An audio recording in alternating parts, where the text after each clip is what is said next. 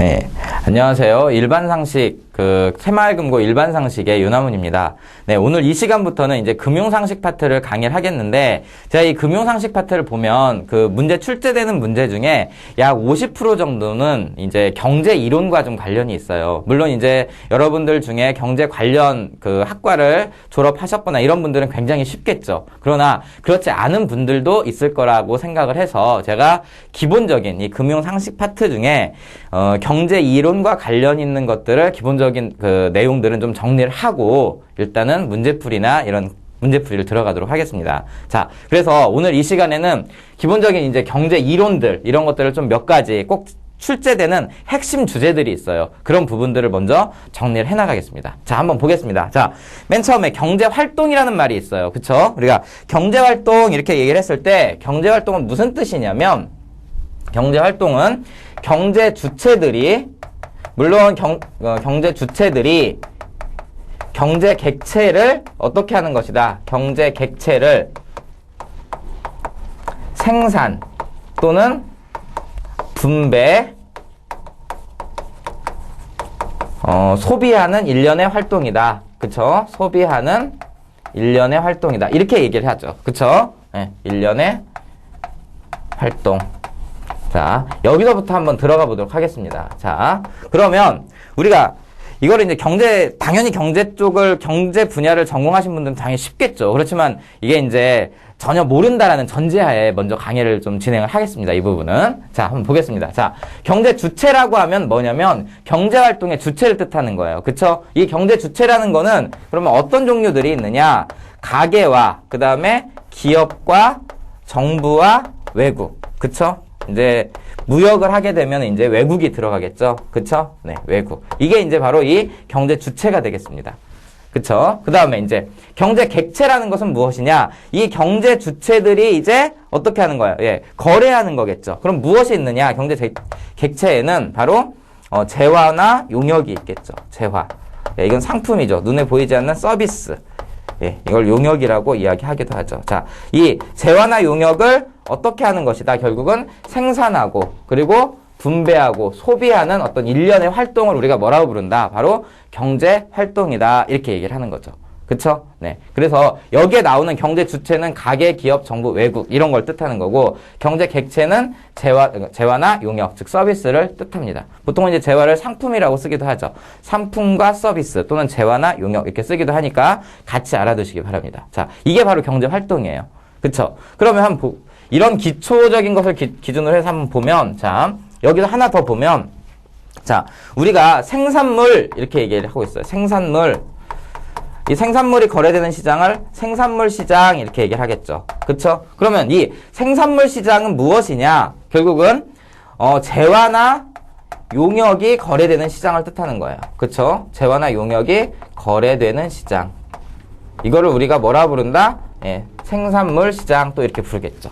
그쵸? 그리고 생산 요소 시장이 또 있을 거예요. 그쵸? 자, 생산 요소 시장. 그럼 생산 요소 시장은 무엇이냐? 이 생산 요소 시장은 자, 생산 요소라는 것이 있는 거죠. 이런 어떤 재화나 용역을 생산하기 위한 기본 요소들. 그게 무엇이 있을까요? 우리가 보통 이런 거 배우죠. 이런 게 이제 시험지에 나오는 거예요. 자, 보죠. 생산의 3요소.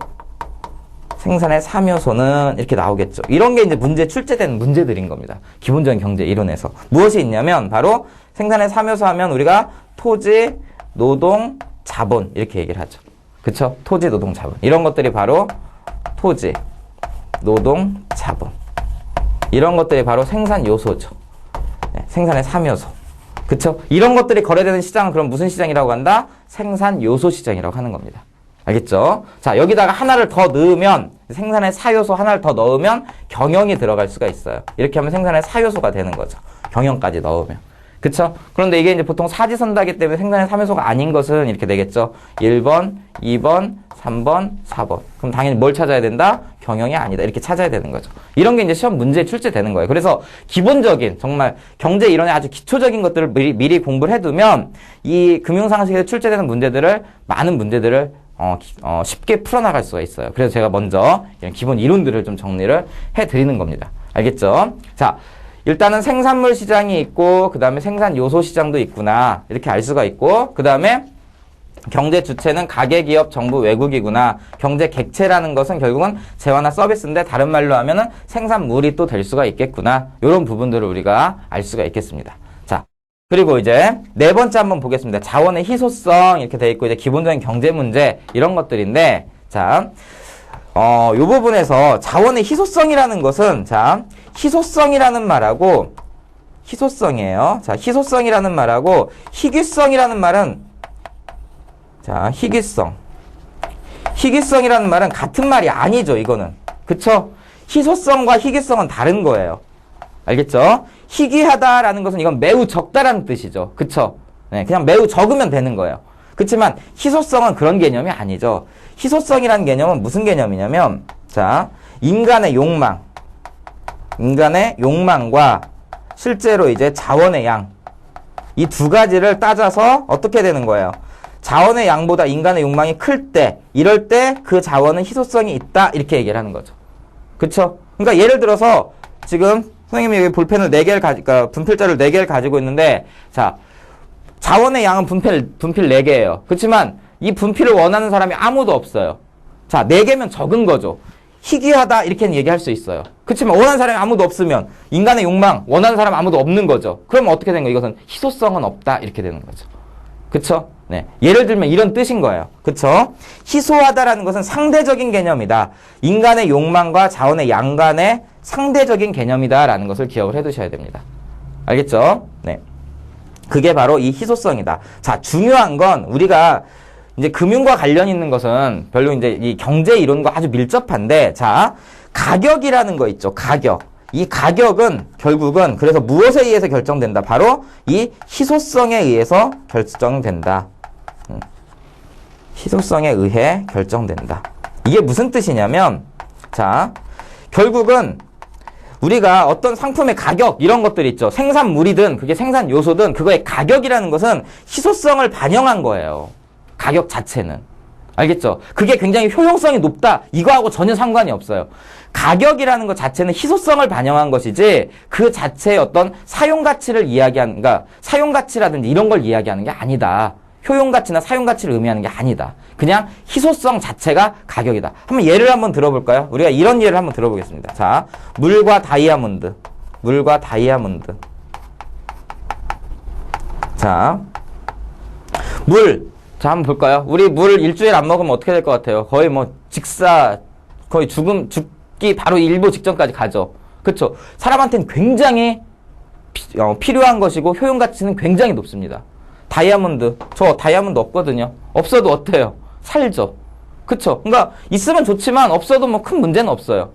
그쵸? 그럼 자 볼까요 한번? 우리는 보통 물을 살 때 여기 뭐 이런 편의점 가서 얼마에 사죠? 뭐 1,000원, 좀 비싼 거 뭐 1,500원 이렇게 주고 살 수가 있어요. 그쵸? 근데 다이아몬드는 어때요? 수백만 원, 때에 따른 수천만 원, 수억 원까지도 가는 게 바로 다이아몬드죠.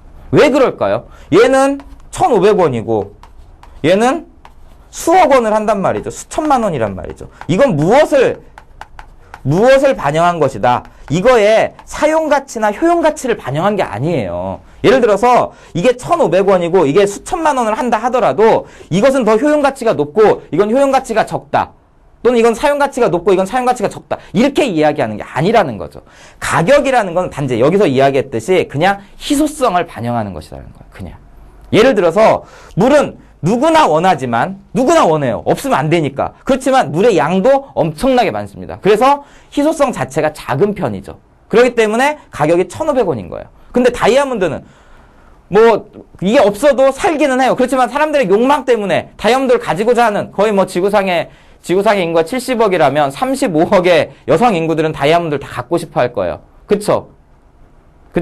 근데 다이아몬드의 양 자체는 굉장히 극소수란 말이에요. 그러다 보니까 희소성이 굉장히 높아지는 거죠. 그러다 보니까 가격 자체가 높게 나타난다는 거죠. 즉, 물과 다이아몬드가 물은 1,500원이고 다이아몬드가 수천만 원 하는 이유는 이것은 사용가치라든지 어떤 효용가치에 의해서 가격이 결정되는 것이 아니라 단순히 무엇에 의해서 결정된다? 바로 가격은 이렇게 희소성에 의해서 결정된다라는 것을 알 수가 있어요. 이것이 바로 다이아몬드의 역설이죠. 그쵸? 자, 이러한 어떤 기본적인 내용들을 먼저 좀 알고 있으면, 경제 상식으로 알고 있으면 이 금융 상식 문제를 풀 때 조금 더 경제적인 관점으로 문제를 접근할 수가 있게 되는 거죠. 알겠죠? 자, 그럼 한번 보겠습니다. 또 출제되는 문제 중에 이 희소성과 관련 있는 문제하고 기본적인 경제 문제, 이 기본적인 경제 문제에 관련 있는 부분이 또 출제가 될 수 있는데 이것도 한번 보겠습니다. 자, 여기서 한번 보겠습니다. 기본적인 경제 문제다. 기본적인 경제 문제. 이거에는 도대체 무엇이 있느냐? 기본적인 경제 문제에는 한번 보겠습니다. 한 세 가지가 있어요. 자, 무엇을 얼마나 생산할 것인가. 그쵸? 무엇을 얼마나 생산할 것인가. 그쵸? 이것은 생산물의 종류에 대한 이야기고, 이것은 생산물의 양에 대한 이야기가 되겠네요. 그쵸? 두 번째는 어떻게 생산할 것인가. 어떻게 생산할 것인가. 네. 이런 부분들. 이것은 생산 방법에 대한 문제겠죠. 그쵸? 네. 누구에게 분배할 것인가. 누구를 위해 생산할 것인가. 이거죠. 그쵸? 이것은 분배 문제를 다루는 거예요. 그러면 자, 가장 기본적인 문제는 자, 무엇을 얼마나 생산할 것인가, 어떻게 생산할 것인가, 누구를 위해 생산할 것인가, 이런 문제예요. 그쵸? 예. 누구를 위해 생산할 것인가. 이건 분배 문제를 다루는 거죠. 자, 그러면 왜, 중요한 건 여기서 왜 이러한 기본적인 경제 문제는 왜 발생하느냐 이거죠. 왜 발생하느냐 하는가. 요거죠. 왜 발생하는 거예요? 이것도 결국은 기본적인 경제 문제가 발생한 이유도 무엇 때문이에요? 예. 예를 들어서 생산 요소든 생산물이든 굉장히 많으면 굳이 이런 거 따질 필요가 없겠죠. 그쵸? 이런 거 따질 필요가 없는 거예요. 근데 어떻게 해야 가장 효율적인 방법인가? 최소의 비용으로 최대 효과를 얻을 것인가? 이거를 따지기 때문에 이러한 기본적인 경제 문제가 발생을 하는 겁니다. 즉, 그 발생하는 이유는 결국 무엇 때문이다? 이것 역시도 결국은 무슨 문제 때문이다? 자원의 희소성 때문이다. 그쵸? 자원의 이 희소성이 결국은 이러한 기본적인 경제 문제를 발생하는 가장 큰 원인이다. 이걸 알 수가 있어요. 그쵸? 자원이 희소하기 때문에. 그쵸? 희소하기 때문에 이러한 기본적인 경제 문제가 발생을 하는 것이다. 또 이러한 기본적인 경제 문제는 어느 사회든 결국은 자원을 희소하기 때문에 자원은 희소함으로 어떻게 된다? 인간의 욕망은 무한한 자원의 양은 한정되어 있기 때문에 자원의 희소함으로 기본적인 경제 문제는 존재한다. 어떠한 사회든 이거는 존재할 수밖에 없다라는 거죠. 알겠죠? 그게 자본주의든 사회주의든 아니면 전통 경제체제이든 또는 뭐 왕정이든 과거 뭐 원시사회든 지금이든 모든 사회에서 결국은 어느 사회든 모든 사회에서는 자원이 희소하기 때문에 결국은 기본적인 이런 경제 문제는 존재한다라고 이야기를 할 수 있다라는 겁니다. 알겠죠? 자, 이런 부분들을 이제 기본적으로 우리가 한번 이렇게 알고서 문제를 풀면, 그러니까 이러한 금융 상식을 공부를 하다 보면 훨씬 접근하기가 수월해집니다. 바로 막 지금 여기 32페이지에 나왔듯이 막 가격 변동 준비금, 가격 결정, 막 가격 우선회원제 이렇게 들어가는 것이 아니라 기본적인 경제 문제들, 경제 상식들 이런 것들 좀 알고 들어가면 훨씬 접근하기가 쉽다. 그래서 제가 이렇게 기본적인 것들을 미리 정리를 해드리는 거예요. 알겠죠? 자, 그 다음 한번 보겠습니다. 자, 합리적인 선택. 자, 그럼 합리적인 선택이라는 것은 도대체 무엇이냐? 합리적인 선택이라는 것은 어떻게 하는 것이냐? 최소의 비용으로 어떻게 하는 것이다? 최대의 효과를 보는 거. 이게 바로 뭐다? 바로 합리적인 선택이죠. 그쵸? 그러면 이러한 합리적인 선택을 하기 위해서는 무엇을 또 고려를 해야 되느냐? 바로 이 기회비용을 고려를 해야 됩니다. 기회비용. 네. 기회비용은 더 베스트 세컨드 이렇게 되죠. 그러니까 결국 무슨 뜻이냐면 차선책을 이야기를 하는 거예요. 차선책. 어떤 것을 선택했을 때 포기한 것 중에서 최고의 어떤 만족감이나 효용을 주는 것. 그게 바로 무엇이다? 기회비용이다. 이렇게 얘기를 할 수가 있어요. 알겠죠? 그러니까 결국은 가장 합리적인 선택은 어떤 것이 되느냐? 기회비용을 최소화하는 선택. 네. 자, 한번 적어보겠습니다. 두 가지 정도를 이야기할 수 있는데 내가 지금 그걸 선택했을 때 얻을 수 있는 편익과 이 기회비용을 따졌을 때 뭐가 더 커야 된다? 바로 편익이 더 커야 된다. 그쵸? 또는 이렇게도 이야기할 수 있어요. 기회비용을 어떻게 하는 선택이다? 기회비용을 최소화하는 선택이다. 그쵸? 기회비용을 최소화하는 선택. 이 두 가지가 바로 합리적인 선택이 되겠습니다. 알겠죠? 그래서 여기서 이제 지금 이렇게 간단하게 이야기했는데 이 부분에서 이제 이런 일반 상식 부분에서 문제가 출제될 수 있는 게 무엇이냐? 바로 이런 거예요. 생산의 3요소. 그리고 아까 이야기했듯이. 그쵸? 그리고 여기서 이제 기본적인 경제 문제라든지 또는 자원의 희소성에 대한 개념들. 이런 게 출제가 될 수 있어요. 또 하나는 바로 이 기회비용 문제. 그쵸? 이 부분만 하더라도 이렇게 문제가 도처에 깔려 있다라는 거죠. 이렇게. 그쵸? 네. 이런 부분들이 이제 출제가 될 수 있는 부분이기 때문에 일단은 우리가 뭐 이렇게 경제의 기본적인 상식 수준에서 출제가 되는 거기 때문에 기본적인 내용들을 알고 있으면 돼요. 알겠죠? 자, 이렇게 일단 들어가고, 자, 잠깐 칠판 지우고 시작을 하도록 하겠습니다. 자, 보겠습니다. 자, 이제는 우리가 이런 기본적인 것을 일단 알아봤으니까 두 번째는 자본주의의 흐름, 네, 자본주의의 흐름에 대해서 한번 보도록 하겠습니다. 자,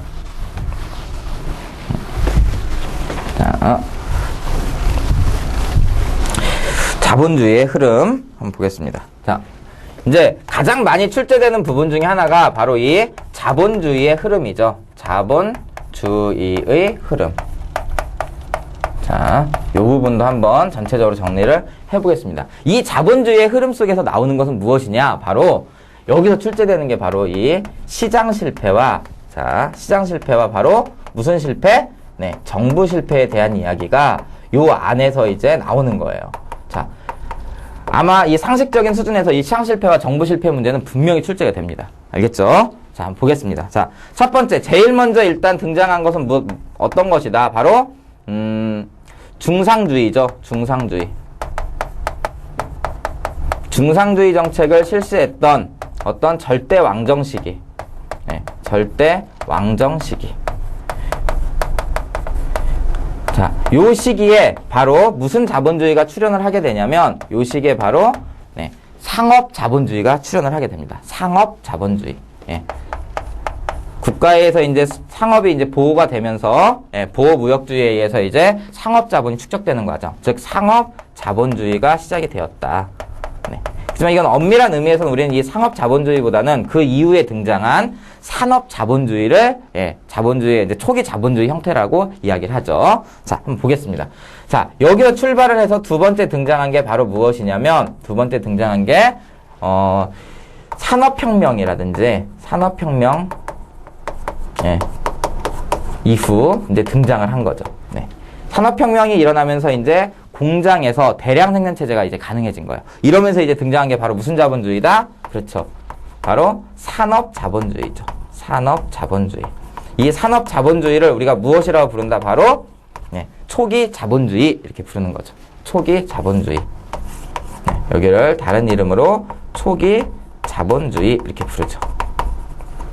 자, 여기에 이제 대표적인 사람이 있어요. 대표적인 이제 경제학자가 있는데 그게 누구냐면 바로 아담 스미스죠. 스미스. 아담 스미스가 쓴 책이 있는데 그게 바로 무엇이다?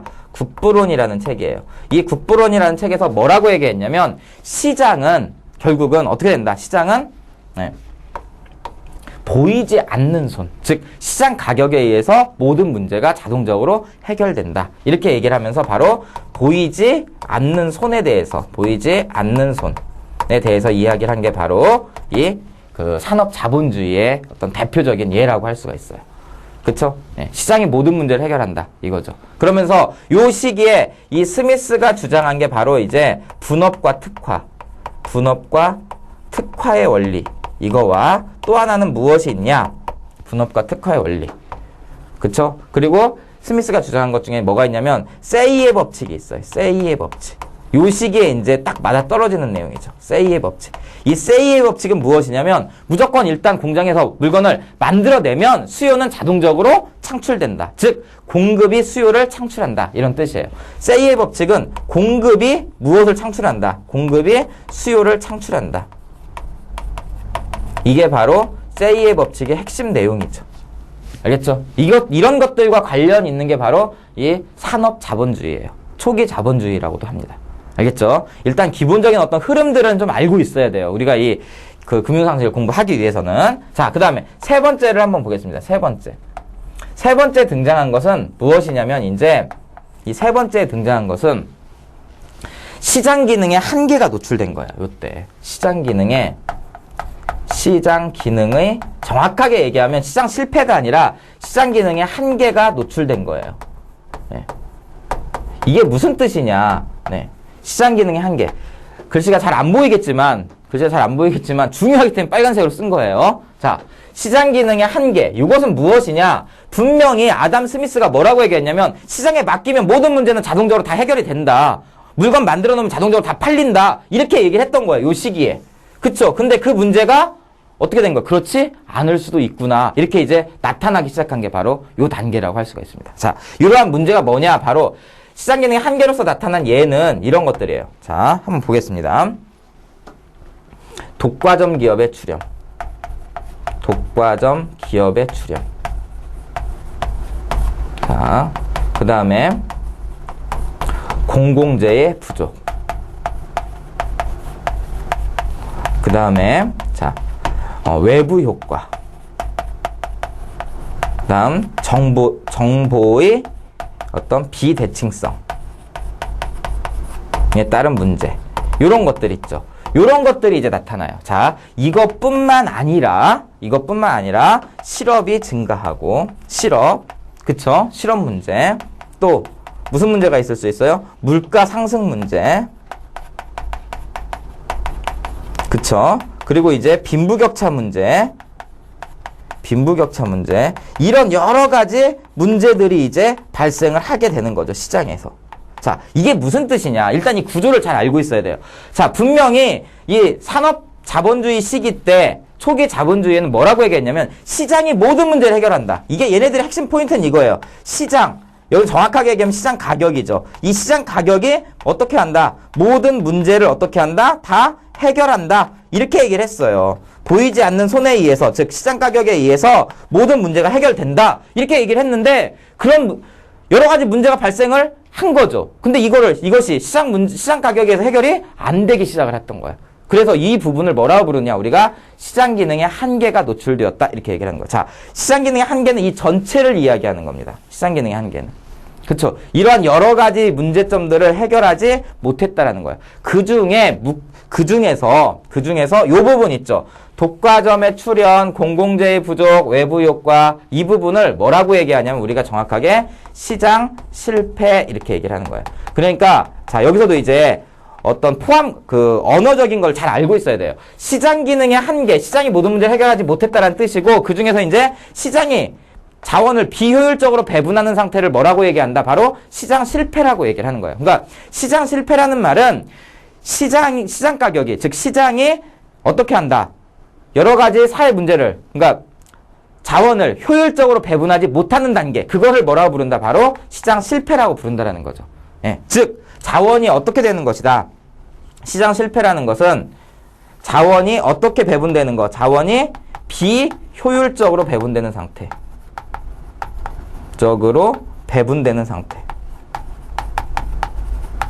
이것을 뭐라고 부른다? 바로 시장 실패라고 부르는 겁니다. 알겠죠? 그러면 이때까지만 하더라도 시장 가격에 의해서 자원이 최적으로 배분되는 거예요. 그건 무슨 뜻이냐? 과잉 생산이나 과소 생산이 없이 어떻게 된 것이다? 가장 수요량과 공급량이 일치하는 그런 상태. 즉 과잉 생산, 과소 생산이 없는 상태로 최적 배분이 된다 이거죠. 그렇죠? 그러나 그렇지 않을 수도 있게 된 거죠. 그게 바로 이 시장 기능의 한계가 노출된 부분입니다. 자, 독과점 기업이 출현하게 되면 어떤 문제가 발생하냐면 독점 기업은 자기가 독점을 하기 때문에 가격은 높게, 생산량은 작게. 그러니까 과소 생산이 되겠죠. 과점 기업들은 서로 지들끼리 카르텔, 즉 담합을 해가지고 어떻게 하는 거예요? 예, 가격을 높게 책정을 하고 생산량은 자기들끼리 조절을 해버리니까 결국은 생산량이 적어지는 거죠. 그러니까 과소 생산이 되는 거죠. 적게 생산이 된다는 얘기예요. 최적 생산이 아니라. 공공재의 부족, 그 속에 그대로 있죠. 공공재라는 것은 이제 도로라든지 항만이라든지 이런 것들을 뜻하는 거죠. 공원이라든지 공중 화장실이라든지 이런 것들은 시장에서 필요한 것보다 더 적게 생산이 되는 거예요. 이건 이제 여러 가지 다른 문제점들이 있어요. 왜 그러냐면 이제 공공재 자체에는 뭐가 있기 때문에 비경합성과 비배제성이 있기 때문에 그런 거예요. 이거는. 네. 여하튼 과소 생산이 된다 이거죠. 그리고 외부 효과. 외부 효과라는 것은 무엇이냐면 어떤 한 개인의 경제적 행위가 다른 사람한테 영향을 주었음에도 불구하고 그거에 대한 어떤 경제적인 이득이라든지 혜택이 있음에도 불구하고 그거에 대해서 그러니까 시장 가격으로 어떤 보상을 하거나 또는 어떤 처벌을 받거나 하지 않는 것. 그게 바로 외부 효과예요. 예를 한번 들어보면 이런 거죠. 예를 들자면 보통 많이 나오는 게 모든 경제학 서적에 있는 내용이에요. 양봉업자가 꿀을 따는데 벌을 데리고 다닐 거 아니에요. 그쵸? 그래서 이 벌들이 과수원에 가서 이렇게 꿀을 따가지고 와요. 그쵸? 근데 이 과수원 주인 입장에서는 어떻게 되냐면 이 꿀벌들이 돌아다니면서 수정을 시켜가지고 과일이 더 잘 생산되게끔 되는 거죠. 그러니까 이 꿀벌들에 의해서 과일들이 좀 더 잘 열매를 열게 됐음에도 불구하고 그거에 대한 어떤 대가를 이 양봉업자한테 지급하지 않죠. 또 거꾸로 이 꽃에 있는 꿀을 따왔는데도 불구하고 어떻게 돼요? 꿀값을 주지 않죠. 이런 것들이 바로 이제 긍정적 외부 효과예요. 긍정적 외부 효과. 그러니까 외부 효과는 두 가지가 있어요. 긍정적 외부 효과, 부정적 외부 효과. 지금 예로 든 것은 긍정적 외부 효과의 예가 되겠습니다. 부정적 외부 효과의 예는 이런 거예요. 만약에 이제 A라는 사람이 자동차를 타고 다녀요. 뭐 디젤차를 타고 다니는데 그러면 계속해서 디젤차를 타고 다니면서 매연에 의해서 공기가 오염이 되죠. 그쵸? 그러면 길 가는 사람이 그거에 대해서 어떻게 돼? 기분이 나빠지는 거잖아요. 그쵸? 그 매연 때문에. 그럼에도 불구하고 내가 어떤 A라는 사람이 자동차를 타고 다니는 행위 때문에 길 가는 사람들이 어떻게 됐음에도 불구하고 기분이 나빠졌음에도 불구하고 그거에 대해서 대가를 지불하지 않죠. 예, 이런 것들이 이제 부정적 외부 효과가 되는 겁니다. 이런 것들이.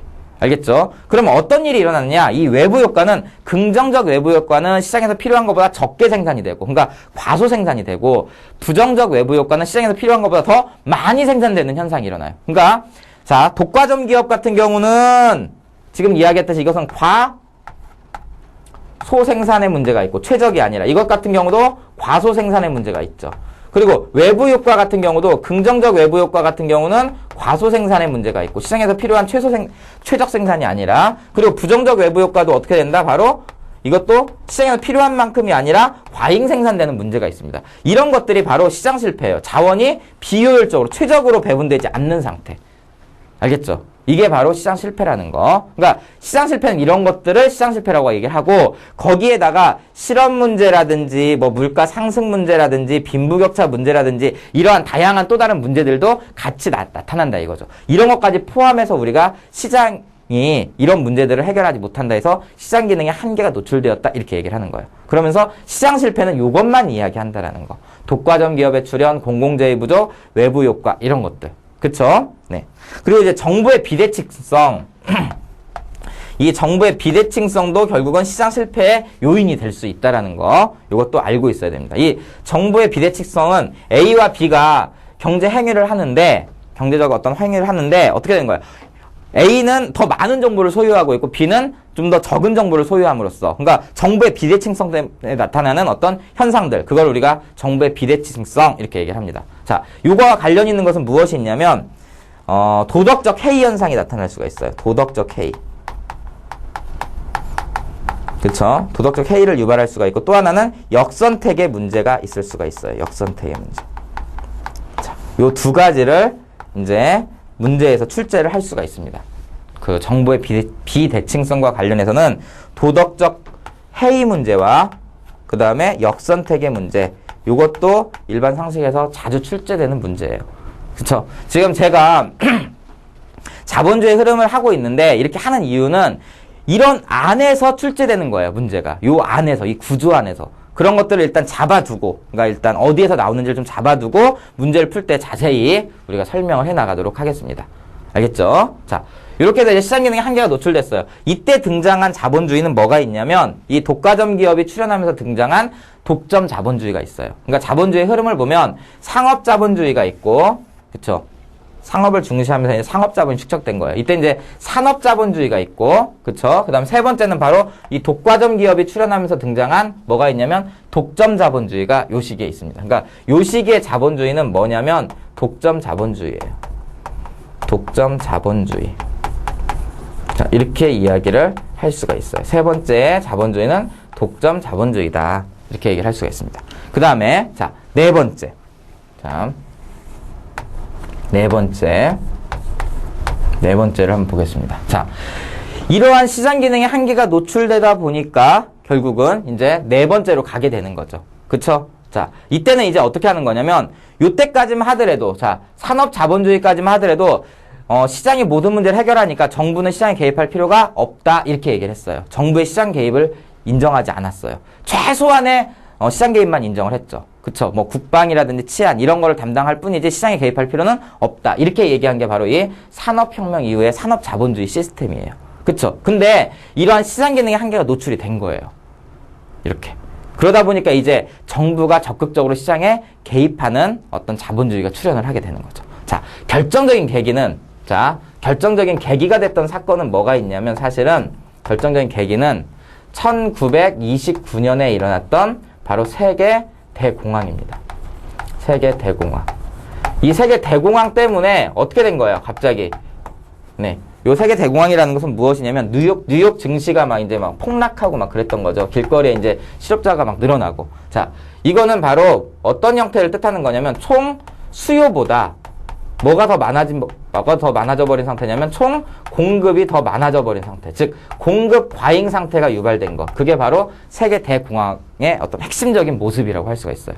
자, 그러면 이 상태가 나타났다는 것은 무엇이 깨졌다라는 것을 의미하죠? 그렇죠. 여기서 이야기한 이 세이의 법칙.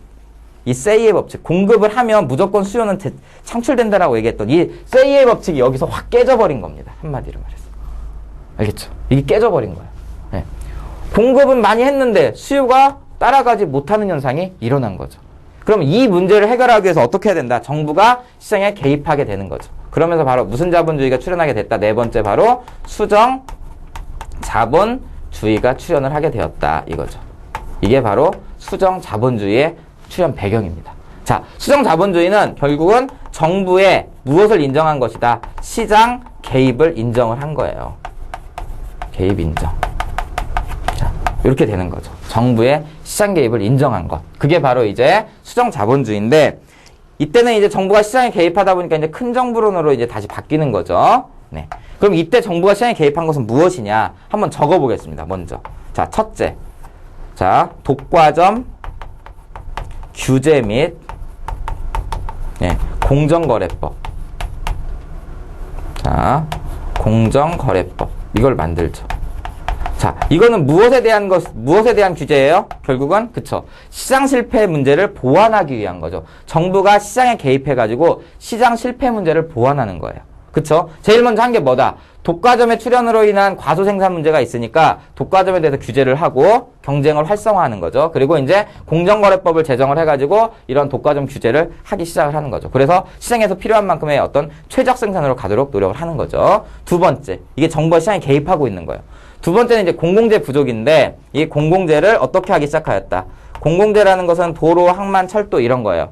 그쵸? 공공재를 정부가 부족한 부분을 어떻게 한다. 정부가 직접 생산함으로써 최적 생산으로 이제 가도록 노력을 하는 거죠. 공공재. 그 다음 세 번째, 외부 효과는 아까 이야기했듯이 긍정적 외부 효과가 있어요. 긍정적 외부 효과. 이 긍정적 외부 효과에 대해서는 정부가 어떻게 했냐면 정부가 보조금을 지급을 해가지고 더 생산을 하도록 하는 거죠.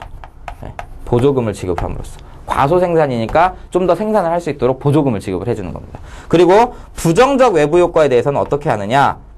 외부 효과. 이걸 외부 불경제 이렇게 부르기도 해요. 네. 이거에 대해서는 이제 어떻게 하느냐?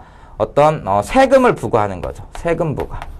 이렇게 하면 조금 더 이제 적게 생산이 되겠죠. 네. 이런 식으로 해가지고 정부가 이러한 독과점 규제라든지 또는 공정거래법 제정, 또 공공재의 직접 생산, 또 긍정적 외부 효과에 대해서는 보조금 지급, 부정적 외부 효과에 대해서는 세금 부과. 이러한 전략을 통해서 어떻게 한다? 시장의 어떤 한계점, 시장 실패 문제를 보완을 해나가는 거죠. 자, 주의할 점은 바로 이거예요.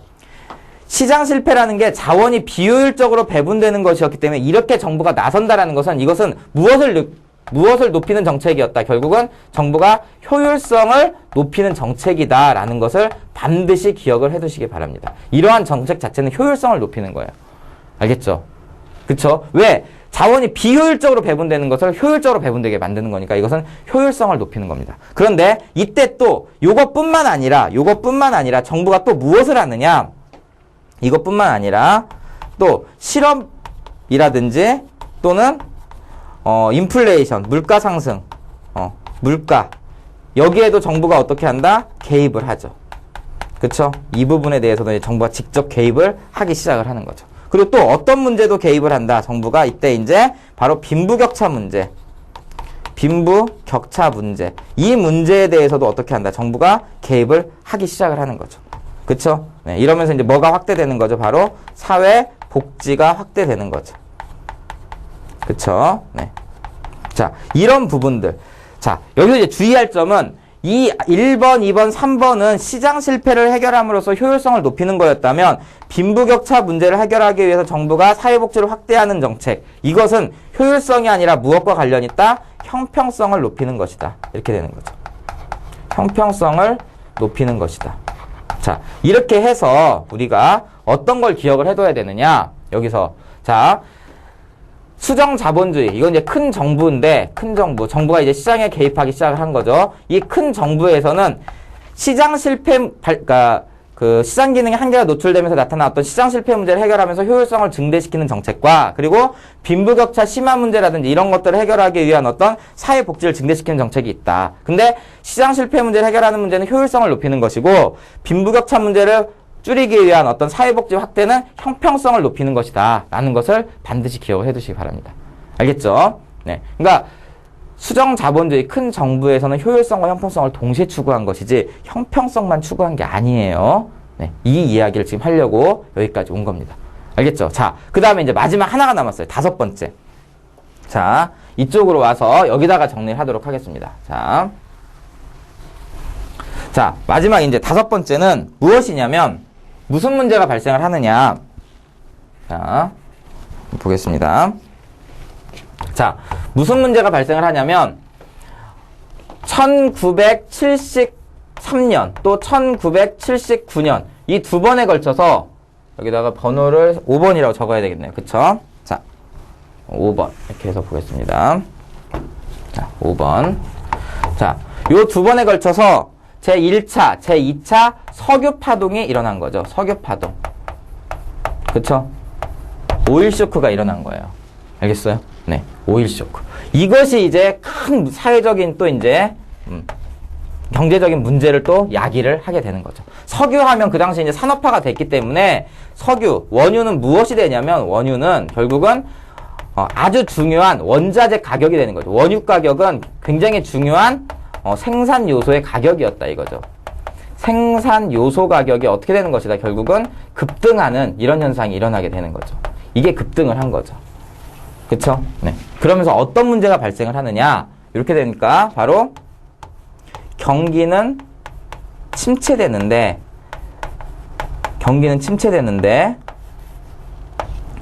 그 생산 요소로서의 원유 가격이 올라가다 보니까 생산물의 가격이 올라가는 현상이 일어나는 거예요. 생산물, 그러니까 만들어낸 제품의 가격이 올라가 버리면 뭐가 올라가는 거예요? 물가가 상승하는 거죠. 물가가 상승하는 이러한 현상이 일어나는 거죠. 경기 침체와 물가 상승이 동시에 일어나는. 그쵸? 이제는 정부가 시장에 개입해서 어떤 문제를 해결하기도 어려워진 상태가 일어난 겁니다. 이거를 우리가 뭐라고 부르느냐? 바로 여기서 이제 맨날 나오는 게 바로 이거예요. 경기 침체를 뭐라고 부른다? 바로 스태그네이션 이렇게 부르죠. 스태그네이션. 경기 침체를 스태그네이션이라고 하고 물가 상승을 인플레이션이라고 하죠. 인플레이션. 그래서 이 두 가지를 합쳐서 뭐라고 부른다? 경기 침체 상황에서의 물가 상승. 이걸 바로 스태그플레이션 이렇게 부르는 겁니다. 스태그플레이션. 자, 이 스태그플레이션이 또 시험 문제에 자주 나오는 거죠. 그쵸? 스태그플레이션이 시험 문제에 또 자주 나오는 게 되겠습니다. 요게. 알겠죠? 자, 이런 게 바로 73년과 79년에 일어났던 거예요. 그러니까 정부가 이제 지나치게 시장에 개입하다 보니까 이러한 스태그플레이션이 유발되었다 이거죠. 이것은 결국은 정부의 지나친 시장 개입에 따른 문제다 이렇게 보는 거죠. 그래서 뭐라고 얘기하느냐? 이것은 이제 정부 실패가 발생하였다 이거죠. 이때는 정부 실패. 그쵸? 정부 실패. 정부 실패는 무슨 뜻이냐면 정부의 지나친 시장 개입이 결국은 어떻게 하였다? 시장을 어떻게 해가지고 시장을 왜곡하는 현상이 일어났다 이거죠. 그래서 자원이 비효율적으로 배분되는 거. 그러니까 원인이 정부의 지나친 시장 개입이 원인이 돼가지고 시장이 왜곡되는 현상. 이것을 정부 실패라고 합니다. 정부 실패 예는 뭐가 있냐면 정부는 경제 현상을 정확하게 보고 있지는 못해요. 그러다 보니까 자기의 어떤 권력 장악을 위한 어떤 근시안적 규제. 그쵸? 이런 것들. 그리고 이제 정경유착이라든지 이런 여러 가지 문제들이 이제 발생을 하게 되는 거죠. 네. 이런 것들 때문에 결국 시장이 왜곡되기 시작을 하는 거죠. 네. 그래서 다시 이러한 이제 정부 실패를 이제 경험을 하고 나서 다시 바로 무엇이 출현하게 된다? 바로 새로운 자본주의로서 무엇이 출현하게 된다? 바로 신자유주의가 등장을 하게 되는 것이죠. 신자유주의의 등장. 이게 바로 5번째가 되는 게 됩니다. 네. 현재는 이제 신자유주의 물결이 전 세계를 휩쓸고 있는 거죠. 그쵸? 네. 그럼 이 신자유주의는 다시 어떻게 하는 것이냐? 다시 새로운 자유주의잖아요. 자유주의죠. 그쵸? 자유주의. 네. 새로운 자유주의죠. 이건 무엇을 뜻하는 거냐면 다시 정부의 지나친 시장 개입을 배제하고 어떻게 한다. 자, 예를 들자면 이렇게 하는 거죠. 자, 여기서는 이제 무엇을 하느냐. 다시 시장의 효율성을 높이기 위한 전략을 쓰는 거죠. 그래서 공기업은 어떻게 해버리고 공기업의 민영화. 그쵸? 네. 그래서 이제 효율성을 높여나가는 거죠. 그쵸? 그리고 사회복지는 축소를 하죠, 오히려. 축소를 하면서 무슨 복지를 추구한다? 바로 생산과 복지를 동시에 하는 생산적 복지를 추구하게 되는 거죠. 그쵸? 그리고 우리나라에서 실시했던 이제 구조조정. 네. 실시. 이런 것들이 이제 요때 일어나면서 시장의 효율성을 또 이제 강화하는 전략으로 지금 나아가고 있고 현재도 진행 중인 게 바로 요 신자유주의죠. 그쵸? 네. 이렇게 보면 되겠습니다. 자, 이렇게 해서 우리가 자본주의의 기본적인 흐름들을 한번 간략하게 한번 정리를 해봤어요. 이 흐름 안에서 출제되는 문제들이 상당수 있다라는 것을 기억을 해 두시고 오늘 했던 것을 전체적으로 한번 뭐 인터넷이든 아니면 다른 부분 어떤 경제 서적이든 이런 데를 찾아서 좀 복습을 해 두실 필요가 있습니다. 이 기본적인 내용들을 토대로 해서 이 금융 상식 문제가 출제가 되는 거예요. 알겠죠? 네. 이번 시간은 여기까지 하겠습니다. 네, 감사합니다.